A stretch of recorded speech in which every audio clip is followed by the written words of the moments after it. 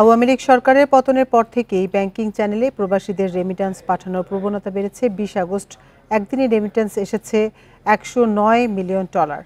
কেন্দ্রীয় ব্যাংকের তথ্য বলছে, আগস্টের ২০ তারিখ পর্যন্ত দেশে মোট প্রবাসী আয় এসেছে $১.53 বিলিয়ন, যা আগের বছরের একই সময়ের চেয়ে ৩৬% বেশি। আগের বছরের একই সময়ে যা ছিল $১.12 বিলিয়ন। বাংলাদেশ ব্যাংক জানায়, গত ৪ আগস্ট থেকে ১০ আগস্ট পর্যন্ত দেশে রেমিট্যান্স এসেছিল $৩৮,৭১,২০,০০০ এবং ১১ থেকে ১৭ আগস্ট পর্যন্ত এসেছে $৬৫,১৪,০০,০০০। এছাড়া গত ২০ আগস্ট একদিনেই প্রবাসীরা রেমিট্যান্স পাঠিয়েছেন $১০৯ মিলিয়ন। চলতি আগস্ট মাসের প্রথম ২০ দিনেই দেশে আসা রেমিট্যান্স প্রবাহ বেড়েছে $৪০৬ মিলিয়ন বা ৩৬%।